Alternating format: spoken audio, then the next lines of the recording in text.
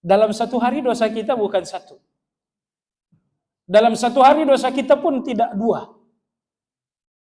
Jemaah sekalian, saya tidak persoalkan Anda berdosa setiap hari.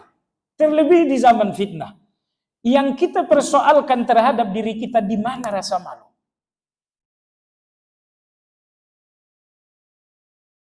Alhamdulillah. حمدا كثيرا طيبا مباركا فيه كما يحب ربنا تبارك وتعالى ويرضى. واشهد ان لا اله الا الله وحده لا شريك له. واشهد ان محمدا عبده ورسوله لا نبي بعده. اللهم صل وسلم على محمد وعلى آله وأصحابه ومن اهتدى بهديه إلى يوم الدين. يا أيها الذين آمنوا اتقوا الله حق تقاته ولا تموتن إلا وأنتم مسلمون.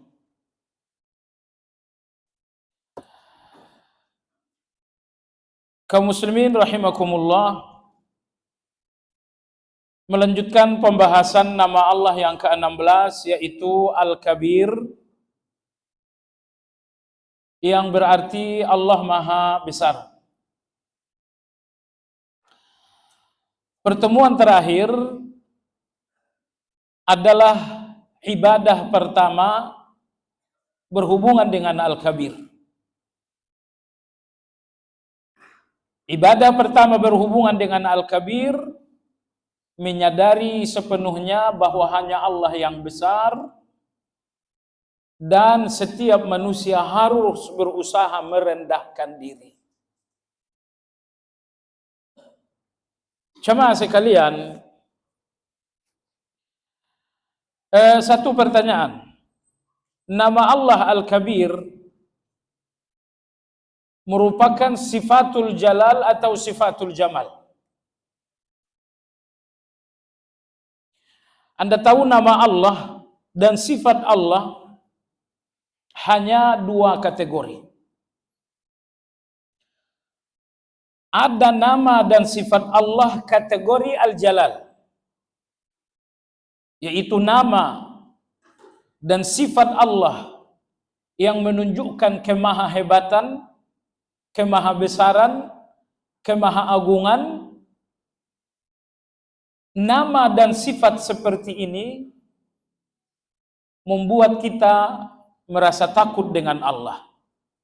Ini dinamakan Al-Jalal. Kemudian nama Allah yang kedua adalah Al-Jamal. Semua nama dan sebuah sifat yang membuat kita penuh harap dengan kebaikan Allah. Ini dinamakan dengan Al-Jamal. Jadi sifat dan nama Allah sebagiannya kembali kepada Jalal, keagungan Allah, dan sebagiannya kembali kepada Jamal, kemahaindahan Allah, kelembutan Allah Azza wa Jalla. Pertanyaan jemaah sekalian, kalau begitu nama Allah Al-Kabir dan sebelumnya adalah Al-Azim, kembali kepada Jamal atau kembali kepada Jalal? Kembali kepada Jalal atau Jamal? Jalal. Jemaah sekalian, Imam Al-Izz bin Abdissalam, beliau menyebutkan bahwa nama dan sifat Allah Azza wa Jalla melahirkan 5 ibadah hati secara garis besar. Nama Allah dan sifat Allah apabila telah dipahami secara mendalam, maka semua dan nama dan sifat Allah itu membuahkan 5 ibadah hati secara garis besar. Ibadah hati yang pertama adalah al-mahabbatu wat ta'zim. yakni hati yang selalu melihat Allah dengan pengagungan. Ya, mahabbah wa ta'zim artinya melihat Allah dengan rasa kagum, pengagungan. Ini nomor satu. Dan menurut beliau rahimahullahu ta'ala, ibadah hati paling besar, ibadah hati paling agung dalam hubungannya dengan Asmaul Husna adalah ibadah hati yang pertama ini, yaitu al-mahabbatu wat ta'zim. Pengagungan hati kepada Allah Azza wa Jalla. Antum dengarkan firman Allah misalnya dalam surat Al-Anfal ataupun dalam surat Al-Hajj. Surat Al-Hajj Allah berfirman, "Wa basyiril mukhbitin", berikan kabar gembira kepada orang-orang yang hatinya telah tunduk. Alladzina idza dzukirallah wajilat qulubuhum. Mereka adalah orang-orang yang apabila mendengarkan nama Allah, hati mereka bergetar. Inilah ta'zim jamaah sekalian. Inilah ta'zim. Saat Anda dengarkan nama Allah Azza wa Jalla, hati Anda bergetar. Contoh konkret ibadah ta'zim, kisah 3 orang yang masuk dalam gua dan terperosok, kemudian mulut gua tertutup dengan batu besar. Masing-masing berdoa dengan tawassul. Salah satunya adalah seorang anak muda yang bertawassul dengan ibadah iffah. Artinya menjauhi zina. Jadi anak muda ini sudah berada di gerbang zina hanya beberapa detik untuk melakukan zina. Tiba-tiba wanita itu mengatakan, "Ittaqillah." Takutlah kepada Allah. Wala tafuddul khatama illa bihaqqih. Dan janganlah pecahkan cincin kecuali dengan cara yang hak. Anak muda yang fikirannya telah dikuasai hawa nafsu, tiba-tiba hatinya bergetar ketakutan saat si anak gadis menyebut nama Allah, Ittaqillah. Apa yang terjadi jamaah sekalian? Getar hati dengan nama Allah membakar hangus segala hawa nafsu terhadap perempuan tersebut. Inilah contoh konkret bagaimana ta'zim itu dalam hati seseorang. Maka ibadah hati terbesar, teragung dalam hubungannya dengan sifat Allah dan nama Allah, ibadah hati nomor 1 adalah ta'zim dan mahabbah, yaitu mengagungkan Allah Azza wa Jalla. Salat, ingat tujuan pertama salat adalah ta'zim, mengagungkan Allah Azza wa Jalla. Oleh sebab itu Anda awali salat dengan menyebutkan keagungan, Allahu Akbar. Anda ruku' dengan menyebutkan keagungan. Anda sujud dengan menyebutkan keagungan. Agar Anda tahu jamaah sekalian, di antara maqasid dan tujuan utama salat agar keagungan Allah semakin kokoh dalam hati Anda. Ini ibadah hati terbesar. Ibadah hati nomor 2 adalah mahabbah. Ini nomor 2 urutannya ya. Ibadah hati yang kedua terbesar adalah mahabbah. Apa yang dimaksud dengan mahabbah? Mencintai Allah Azza wa Jalla. Cinta kepada Allah pun ada 2 tingkatan. Cinta kepada Allah tingkat yang paling tinggi adalah mahabbatul jamal. Bahwa Anda mencintai Allah karena kesempurnaan sifat-sifat Allah Subhanahu wa taala. Anda lihat Allah Maha Penyayang. Lalu Anda lihat kasih sayang Allah itu dalam diri Anda. Anda kenal Allah bahwa Dialah Ar-Razzaq. Lalu Anda pun melihat rezeki Allah dalam diri dan kehidupan Anda. Anda kenal Allah bahwa Allah adalah An-Nur yang Maha memberikan hidayah. Lalu Anda lihat hidayah Allah itu ada dalam diri Anda. Anda lihat bahwa Allah An-Nasir Maha menolong. Lalu Anda lihat pertolongan-pertolongan Allah dalam diri Anda. Ini namanya mahabbatul jamal. Anda mencintai Allah karena Anda melihat keindahan nama-nama dan sifatnya. Ini mahabbah yang paling tinggi. Mencintai Allah karena keindahan dan kesempurnaannya.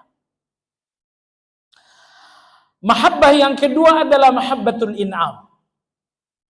Bahwa Anda mencintai Allah Azza wa Jalla karena nikmatnya yang membungkus Anda sedari Anda lahir sampai nanti ke dalam surga. Semenjak Anda menarik nafas, kemudian segala gerik-gerik Anda, rezeki Anda, rasa aman Anda, keluarga Anda yang sakinah, Anda melihat nikmat Allah Azza wa Jalla sehingga Anda nggak menemukan alasan untuk tidak mencintai Allah. Ini yang kedua, ini dinamakan mahabbatul in'am. Anda cintai Allah karena nikmat Allah yang sangat banyak dalam diri Anda. Jemaah sekalian, nikmat Allah dalam diri Anda tidak cuma tak bisa dihitung dengan angka. Bahkan satu nikmat saja Anda nggak bisa definisikan dan gambarkan. Salah satu contoh, Allah berikan Anda nikmat pandangan. Tolong Anda gambarkan setuntas-tuntasnya arti dari pandangan itu bagi Anda. Demi Allah jemaah sekalian, menggambarkan satu nikmat pun Anda nggak mampu berbahasa. Itu hanya menggambarkan satu nikmat. Apalagi nikmat itu nggak bisa Anda hitung. Ini dinamakan mahabbatul in'am. Dari dua mahabbah ini, mahabbatul jamal, yang kedua mahabbatul in'am, mana yang paling agung? Yang pertama.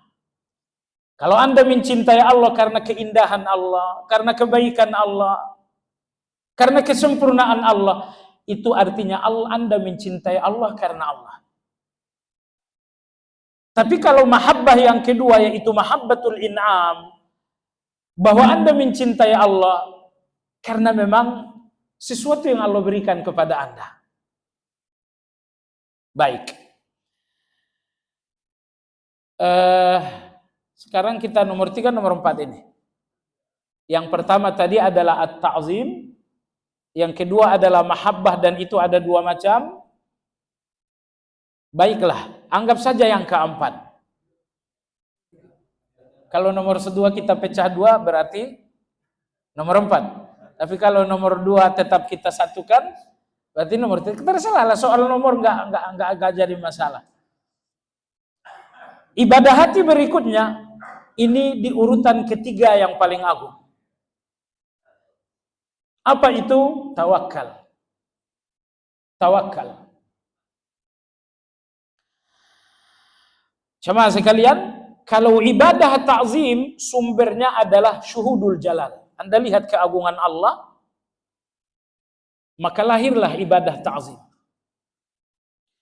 Kalau ibadah mahabbah, penyebabnya ada dua. Syuhudul jamal, syuhudul in'am. Anda lihat keindahan Allah, lahirlah mahabbatul jamal.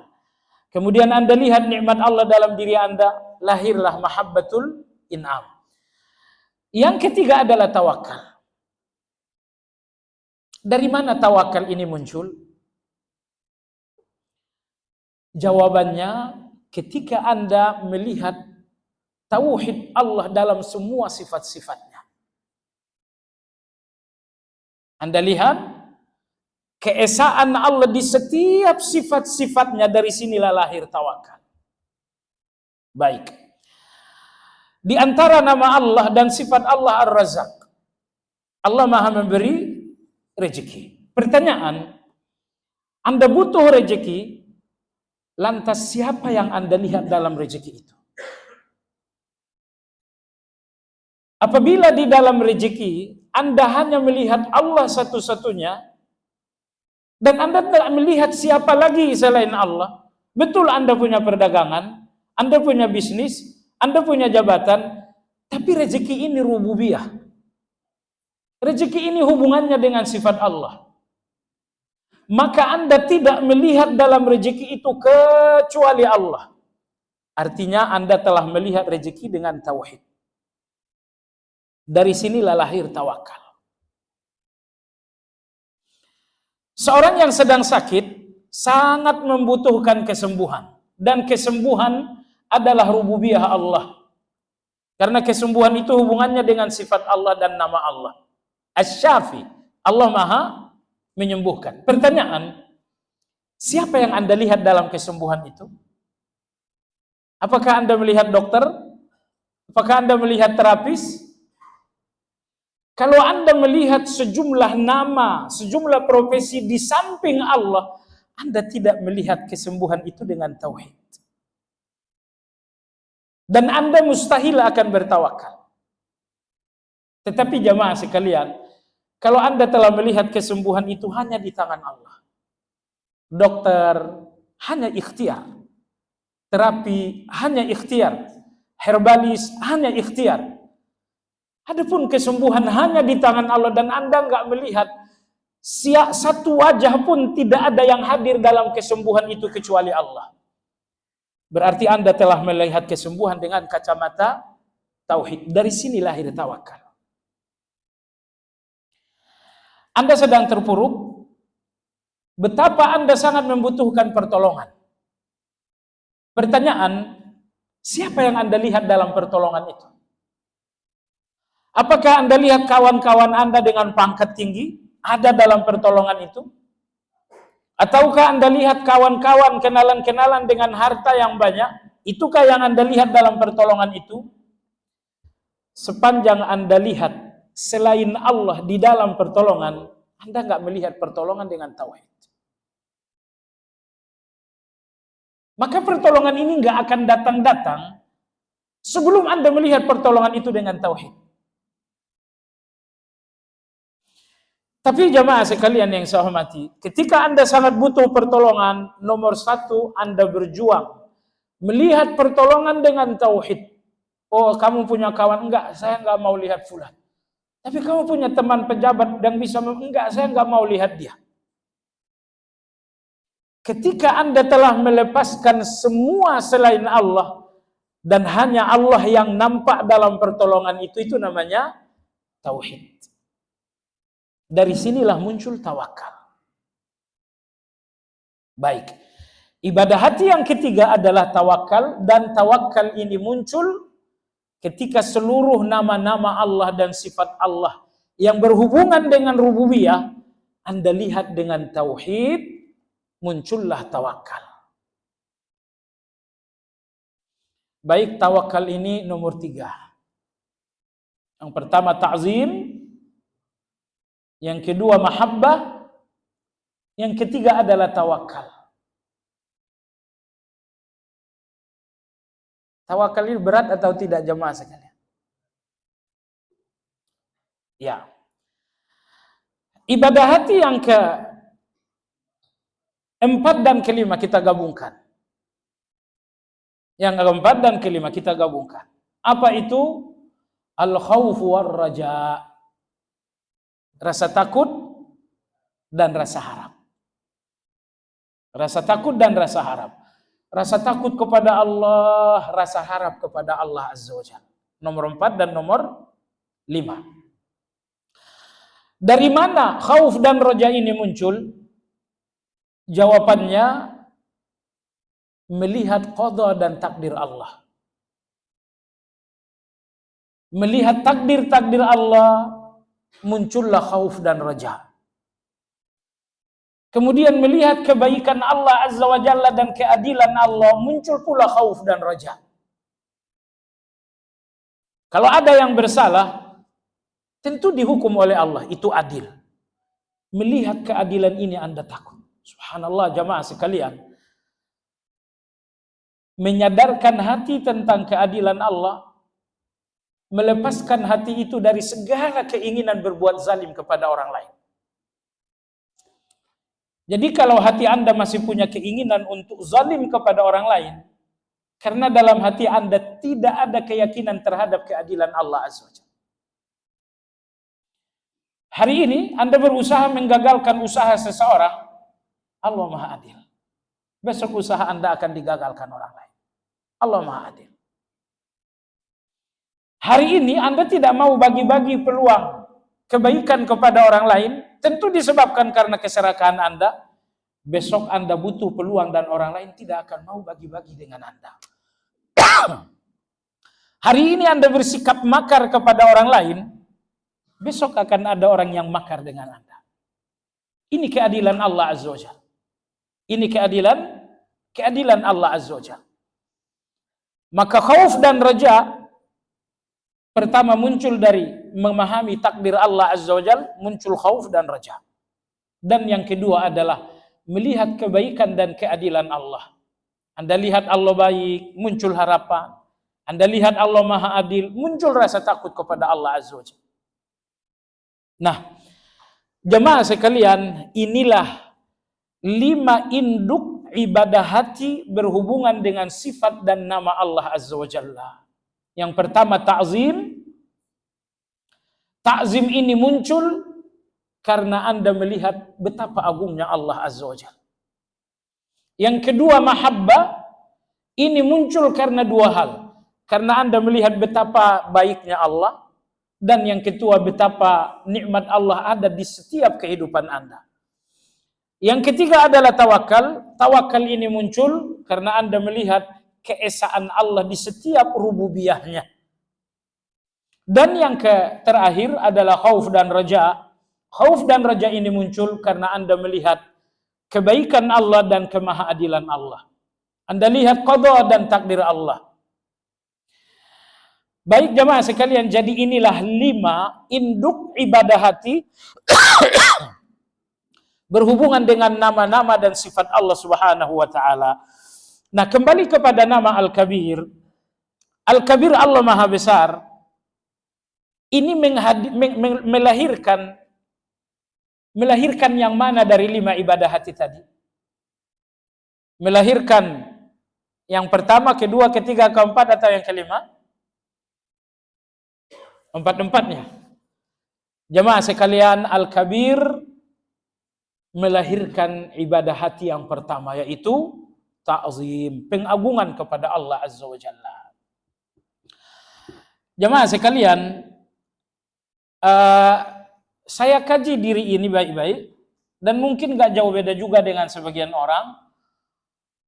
Betapa keagungan Allah, ibadah hati yang pertama tadi, sangat tumpul dalam hati kita. Dalam satu hari, saya berikan Anda analogi. Satu kali Anda bersalah kepada mertua, mungkin sampai hari ini Anda nggak enak hati dengan mertua. Rasa malu itu nggak hilang, padahal Anda berbuat salah 20 tahun lalu, tapi sampai hari ini rasa malu tidak meninggalkan hati Anda. Jemaah sekalian, tapi di mana rasa malu kepada Allah Azza wa Jalla? Dalam satu hari dosa kita bukan satu. Dalam satu hari dosa kita pun tidak 2. Jemaah sekalian, saya tidak persoalkan Anda berdosa setiap hari. Terlebih di zaman fitnah. Yang kita persoalkan terhadap diri kita, di mana rasa malu? Di mana rasa malu? Ketika misalnya Anda lakukan satu dosa, oke, Anda hidup di zaman fitnah. Mungkin Anda terkalahkan dengan fitnah tersebut. Iya. Tapi di mana rasa malu Anda kepada Allah Azza wa Jalla? Nah, begitu tumpulnya keagungan Allah dalam hati, sehingga terhadap kesalahan ini tidak ada rasa malu sama sekali dengan Allah Azza wa Jalla. Dan Nabi kita bersabda, "Idza lam tastahi fasna' ma syi'ta." Kalau memang tidak ada rasa malu lagi, lakukan apa yang kau suka. Jadi kalau Anda cenderung melakukan apa yang Anda suka, karena memang dalam hati Anda nggak ada rasa malu lagi.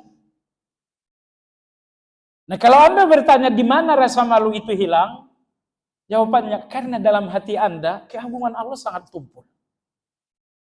keagungan Allah dalam hati Anda sangat lemah, sehingga nggak ada rasa malu. Anda ingin lepas dari dosa, tentu nggak mungkin jamaah sekalian. Kullu bani Adam wa khatta'un. Semua keturunan Adam dikotoratkan oleh Allah dalam dosa. Dosa itu adalah kodrat Anda, dosa itu adalah manusiawi Anda.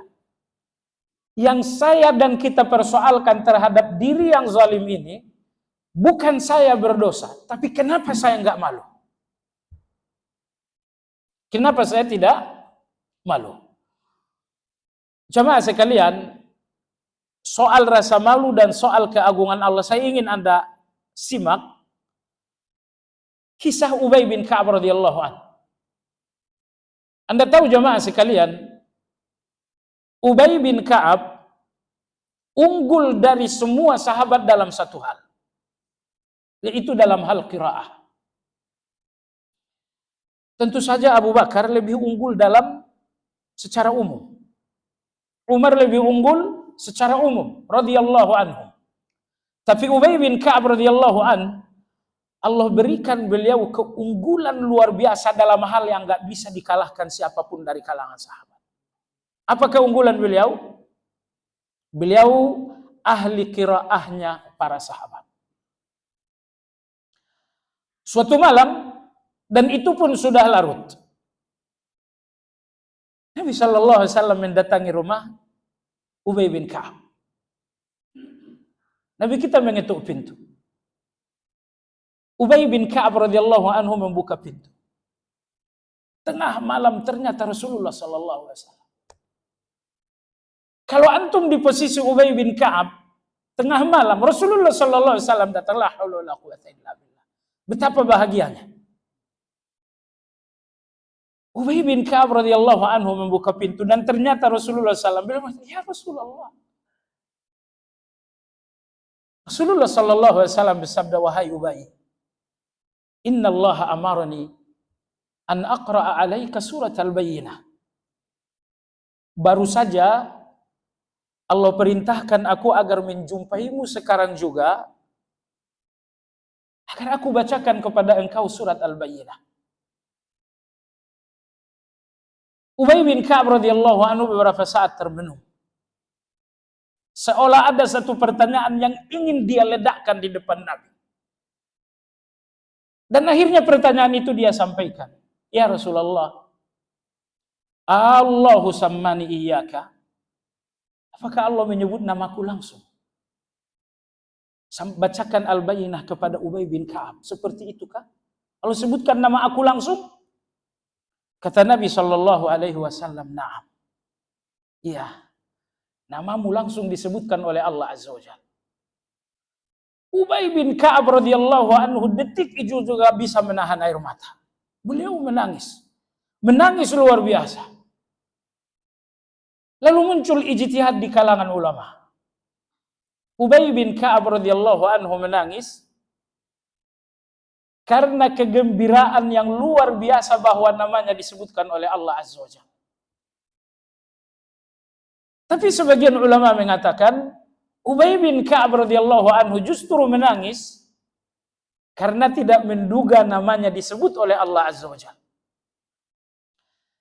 Intinya Allah menyebutkan, intinya Nabi Ubay bin Ka'ab, ya Rasulullah, namaku Ubay bin Ka'ab langsung disebutkan oleh Allah. Kata Nabi SAW, iya. Ubay bin Ka'ab radhiyallahu anhu saat itu juga menangis. Kemudian Nabi membacakan surat Al-Bayyinah, lam yakunil ladzina kafaru, ayat 2, ayat 3, 4. Setiap ayat pesan Allah kepada Ubay. Dan Anda tahu di mana inti dari pesan kepada Ubay radhiyallahu an? Inti pesan kepada Ubay adalah Allah berfirman, Innal ladzina amanu wa 'amilus shalihat ulaika hum khairul bariyah jazaohum 'inda rabbihim Jannatu adni tajri min tahtiha al-anhar. Bahagia, lebih bahagia lagi, khalidina fiha abada. Lebih bahagia lagi, radhiyallahu anhum wa radu anhu dzalika liman khasyiya rabbah. Puncak pesan untuk Ubay bin Ka'ab, jazaohum inda rabbihim jannatu adnin tajri min tahtiha al-anhar khalidina fiha abada radhiyallahu anhum wa radu anhu dzalika liman khasyiya rabbah. Rasulullah sallallahu alaihi wasallam kembali. Kita nggak bisa bayangkan kecamuk sedahsyat apa dalam pikiran Ubay bin Ka'ab radhiyallahu anhu. Kebahagiaan malam yang gelap Rasulullah sallallahu alaihi wasallam datang. Kebahagiaan bahwa namanya disebut oleh Allah Azza wa Jalla. Kebahagiaan bahwa Allah sampaikan beberapa pesan kepada Ubay dan puncaknya adalah jazaohum inda rabbihim jannatu adnin tajri min tahtiha al-anharu khalidina fiha abada. Dan ini bukan puncak kebahagiaan. Puncak kebahagiaan adalah di ujung radhiyallahu anhu. Allah telah ridha kepada mereka. Wa radu anhu dzalika liman khasyiya rabbah. Hubungannya dengan kajian kita apa? Ketika tadi Ubay bin Ka'ab radhiyallahu anhu beliau menangis, sebagian ulama mengatakan karena tidak pernah terfikir oleh Ubay bin Ka'ab namanya akan disebut oleh Allah Azza wa Jalla. Allah Maha Besar, betapa Maha Besarnya nggak bisa terlukiskan. Tiba-tiba nama makhluk kecil Ubay bin Ka'ab disebut oleh Allah Azza wa Jalla. Ini yang saya maksudkan dengan ta'zim. Nah, jemaah sekalian yang saya hormati, dari 5 induk ibadah hati tadi nomor 1 inilah yang paling agung. Yaitu ta'zim, keagungan Allah dalam hati. Keagungan Allah ini yang membuat Anda nggak berani berdosa. Keagungan Allah ini yang membuat pikiran Anda nggak bergeser dari Allah ketika Anda di depan Allah Azza wa Jalla.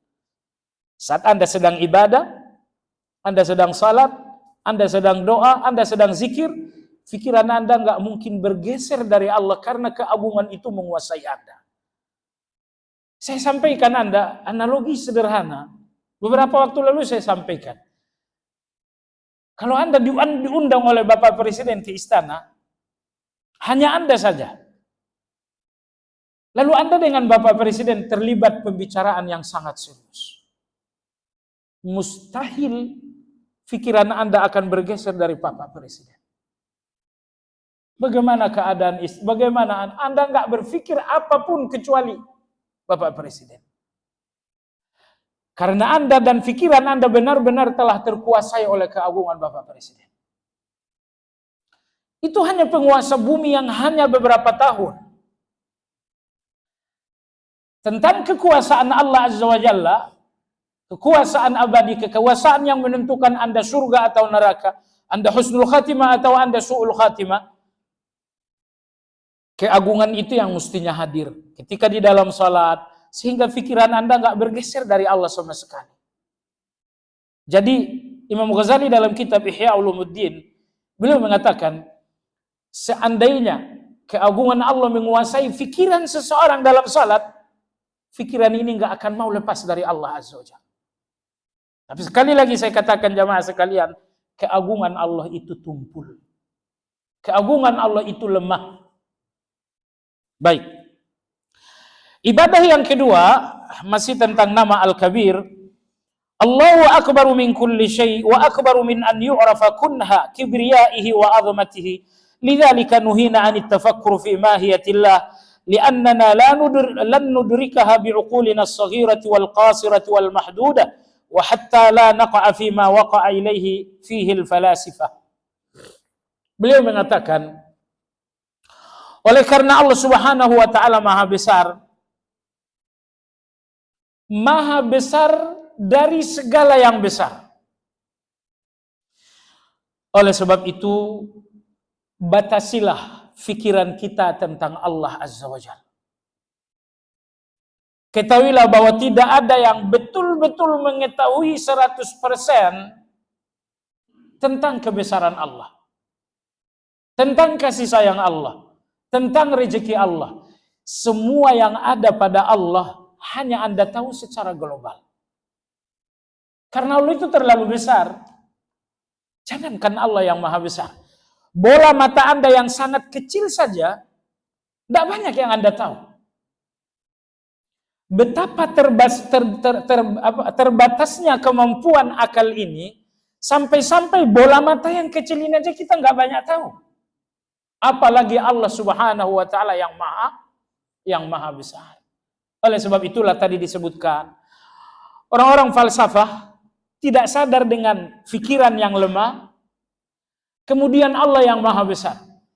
Mereka paksakan pikiran yang kecil untuk mengetahui yang maha besar. Akhirnya mereka tersesat. Maka di sini beliau katakan, ibadah kedua, hubungannya dengan nama Al-Kabir, batasi pikiran Anda tentang Allah. Tidak usah terlalu jauh berpikir tentang Allah. Pikiran Anda terbatas. Nah, orang-orang yang nggak membatasi pikiran mereka akan tersesat.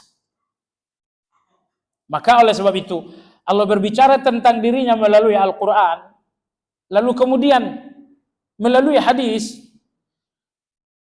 Hanya sebatas Al-Quran dan hadis itulah yang perlu Anda tahu tentang Allah. Kalau Anda mencoba mengetahui Allah lebih dari Al-Quran dan hadis, ini pikiran sudah liar. Pikiran ini sudah keluar dari benteng. Pikiran ini akan hancur. Baik. Ibadah yang ketiga, litakbiri fadlun azim, lidzalika kana syi'aran lil ibadatil kabira.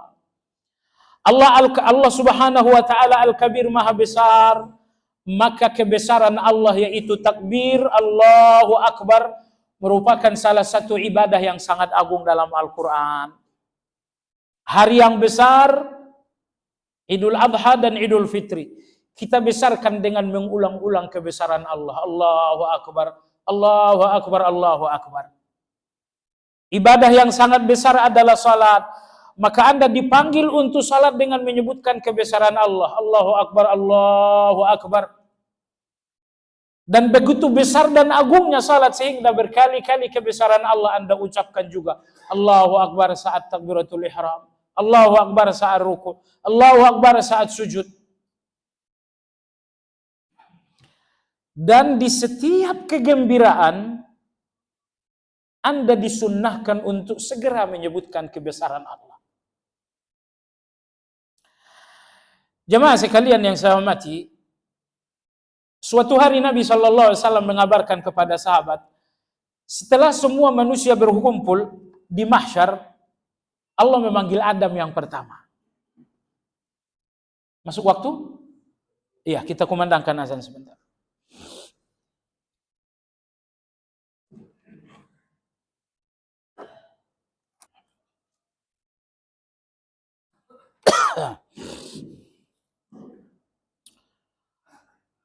Allah Subhanahu wa Ta'ala Al-Kabir, dan agar kebesaran Allah ini betul-betul kokoh dalam hati, maka ada zikir yang khusus kebesaran Allah, yaitu Allahu Akbar. Allahu Akbar. Dan Allahu Akbar disunnahkan untuk setiap kegembiraan-kegembiraan. Antara lain, Nabi SAW sekali waktu bercerita di hadapan para sahabat. Kata Nabi SAW, setelah sampai di akhirat, manusia telah dikumpulkan di mahsyar, Allah Subhanahu wa Ta'ala memanggil Adam. Allah berfirman, ya Adam. Adam menjawab, labbaika rabbi wa sa'daik. Allah berfirman, akhrij min dzurriyyatika ba'san nar. Wahai Adam, keluarkan dari keturunanmu ba'sun nar. Adam bertanya, ya Allah, wa ma ba'sun nar? Siapa keturunanku yang dimaksudkan dengan ba'sun nar? Kata Nabi SAW, min kulli alfin 999. Dari 1000 orang, 999 itulah ba'tsun nar. Jadi dari 1000 orang, 999 orang ke neraka. Sahabat-sahabat ridwanullahi alaihim mendengarkan hadis ini semuanya tegang. Gak ada yang bicara sedikit pun. Wajah-wajah sahabat betul-betul tegang. Lalu Nabi Shallallahu Alaihi Wasallam bersabda, "Abshiru, namun bergembiralah kalian. Ma antum fil umami illa ka sya'ratin bayda fi jildi thawrin abyad." Kalian dibandingkan dengan umat-umat sebelum kalian seperti bulu putih pada sapi yang berwarna hitam. Ada sapi yang berwarna hitam, tentu ada beberapa helai bulu putih.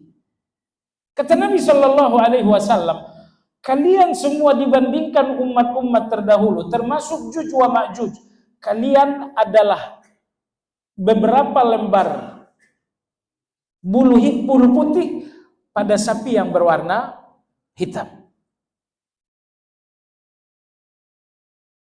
Ini kegembiraan. Selanjutnya Nabi SAW menyampaikan kegembiraan. Ama tardawna an takunu thulutha ahlil jannah? Apakah kalian ridha kalau sepertiga penghuni surga adalah kalian? Sahabat-sahabat yang tegang kemudian mengatakan Allahu Akbar. Kemudian Nabi bersabda, "Ama tardawna an takunu." Yang pertama, "Ama tardawna an takunu rubu ahlil jannah?" Apakah kalian tidak ridho bahwa kalian 1/4 penghuni surga? Sahabat-sahabat bertakbir Allahu Akbar. Nabi melanjutkan lagi, "Apakah kalian tidak puas, tidak ridho bahwa sepertiga penghuni surga adalah kalian?" Sahabat menjawab Allahu Akbar. Terakhir Nabi bersabda, "Apakah kalian belum ridho, belum senang bahwa separuh penghuni surga adalah kalian?" Sahabat-sahabat untuk ketiga kalinya bertakbir. Jadi kalau di mahsyar umat ini bulu putih pada sapi yang berwarna hitam, itu di mahsyar. Tetapi sesampainya di surga, ternyata separuh isi surga adalah umat ini. Mudah-mudahan antum salah satunya. Baik jamaah sekalian yang saya hormati, ini berarti bagaimana sahabat bertakbir dan bertakbir lagi.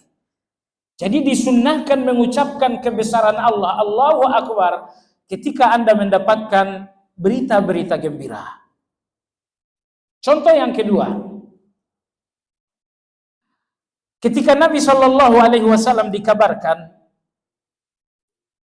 bahwa Abdullah bin Abi Talha kelahiran putri yang beliau namai dengan Ummu Sulaim. Rasulullah dikabarkan, "Ya Rasulullah, Abu Talha telah kelahiran anak, seorang putri bernama Ummu Sulaim, Abdullah bin Talha." Berita kelahiran anak ini langsung disambut Nabi kita dengan takbir Allahu Akbar. Contoh yang ketiga, ketika Umar radhiyallahu anhu dikabarkan bahwa Persia telah berhasil dikalahkan Sa'ad bin Abi Waqqas. Wahai Amirul Mukminin, Persia sudah dikalahkan. Kaisarnya telah ditangkap. Umar radhiyallahu anhu mengatakan, Allahu Akbar.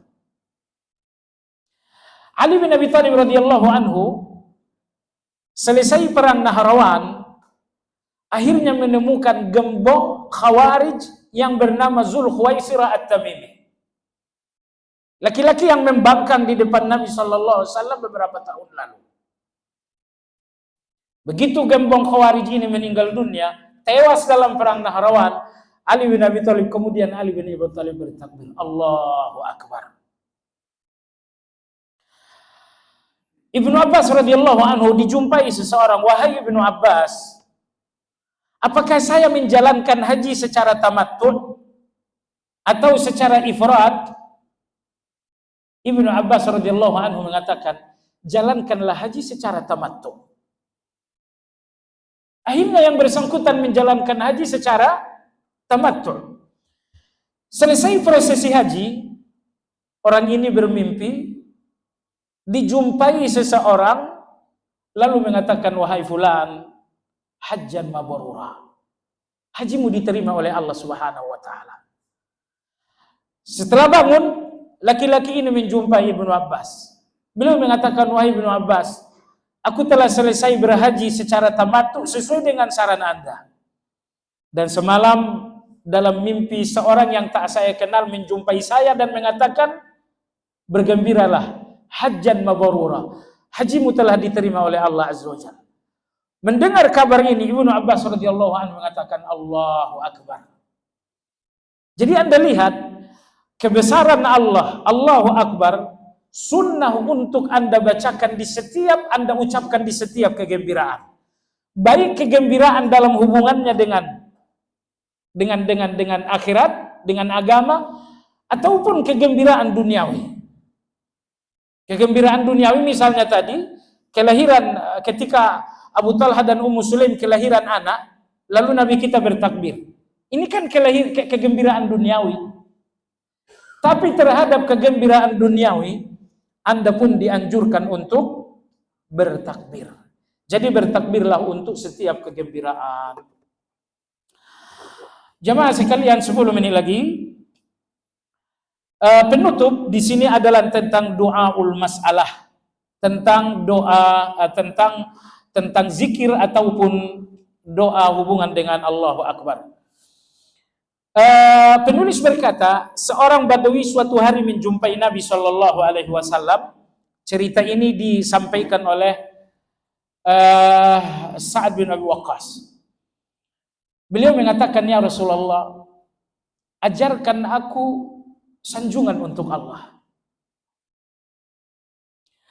Lalu Nabi bersabda, "Ucapkanlah la ilaha illallah wahdahu la syarikalah, Allahu akbar kabira, walhamdulillahi katsira, wa subhanallahi rabbil alamin, la haula wa la quwwata illa billah, al-azizil hakim." Ini satu riwayat. Riwayat lain, riwayat ini riwayat Imam Muslim. Riwayat kedua, riwayat Ibnu Hibban, disahihkan pula oleh banyak ulama. La ilaha illallah wahdahu la syarikalah, Allahu akbar kabira, walhamdulillahi katsira, wa subhanallahi rabbil alamin, la haula wa la quwwata illa billah, al-aliyyil azim, al-azizil hakim. Dua-duanya adalah riwayat yang sahih. Jadi kalau Anda hauqalah, membacakan zikir hauqalah, la haula wa la quwwata illa billah, silakan. Atau Anda lebih panjang lagi riwayat Imam Muslim, la haula wa la quwwata illa billah, al-azizil hakim. Atau riwayat Ibnu Hibban, la haula wa la quwwata illa billah, al-aliyyil azim, al-azizil hakim. Nah, setelah Nabi kita ajarkan 5 zikir ini kepada Badawi tadi, Badawi ini menghitung-hitung, beliau menghafal-hafal, la ilaha illallah wahdahu la syarikalah, Allahu akbar kabira, walhamdulillahi katsira, wa subhanallahi rabbil alamin, la haula wa la quwwata illa billah, al-aliyyil azim, al-azizil hakim. Badawi ini mengatakan, "Ya Rasulullah, ini semuanya untuk Allah. Lantas apa untuk aku?" Kata Nabi sallallahu alaihi wasallam, "Mintalah 4 hal. Allahumma ighfirli, warhamni, wahdini, warzuqni." Rawi Abdullah Al-Juhani meragukan satu kata apakah diucapkan rawi sebelumnya. Rawi sebelumnya adalah Mus'ab. wa'afini. Apakah ada dalam doa tersebut? Kalau yang 4 tadi positif. Allahumma gfirli, warhamni, wahdini, warzuqni. Tapi rawi ragu apakah ada kalimat yang kelima, yaitu wa'afini. Allahumma gfirli, Allah ampunilah aku. Warhamni, sayangilah aku. Wahdini, berikanlah aku hidayah. Warzuqni, berikanlah aku rezeki. Rezeki duniawi dan rezeki ukhrawi. Rezeki duniawi seperti yang Anda tahu. Dan rezeki ukhrawi 2. Apa 2 rezeki ukhrawi tersebut? Jawabannya adalah al-ilmun nafi' wal amalus salih. Ilmu yang bermanfaat dan amal-amal yang ikhlas. Yang terakhir adalah wa'afini. Baik. 6 menit lagi lanjut. Baik. Doa yang kedua ini adalah zikir yang Anda bacakan di waktu doa iftitah. Bahwa dalam sebuah salat tiba-tiba Nabi mengatakan, siapa yang mengatakan Allahu Akbar kabir sampai akhir? Seorang sahabat mengatakan, saya ya Rasulullah. Jadi Nabi sedang salat dan di belakang ada yang membacakan doa iftitah. Hadis ini diriwayatkan Ibnu Umar. Iftitah yang dibacakan laki-laki tersebut, Allahu Akbar kabira, walhamdulillahi katsira, wa subhanallahi bukratan wa asila. Siapa yang membacakannya? Laki-laki mengatakan, saya ya Rasulullah. Kata Nabi sallallahu alaihi wasallam, hajibtu laha, aku kagum dengan zikirmu itu. Futihat laha abwabus sama, dibukakan untuk zikirmu pintu-pintu langit. Ibnu Umar yang meriwayatkan hadis ini mengatakan, semenjak Nabi tegaskan bahwa pintu-pintu langit dibuka untuk iftitah yang berbunyi Allahu Akbar kabira, walhamdulillahi katsira, wa subhanallahi bukratan wa asila, sampai hari ini kata Ibnu Umar, saya tidak lagi pernah mengubah doa iftitah saya. Allahu Akbar kabira, alhamdulillahi katsira, subhanallahi bukratan wa asila. Apa pengertian dibukakan pintu-pintu langit? Maksudnya jamaah sekalian, suratul qabul. Bahwa Allahu Akbar kabira, walhamdulillahi katsira langsung diterima oleh Allah Azza wa Jalla. Itulah pengertian pintu-pintu langit dibuka oleh Allah Azza wa Jalla. Maksudnya adalah bahwa zikir Allahu Akbar kabira langsung diterima oleh Allah Azza wa Jalla.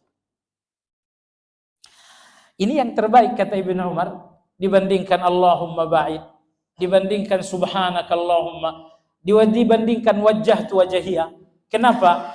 Karena ini semuanya diajarkan Nabi dan tidak menyebutkan keutamaan.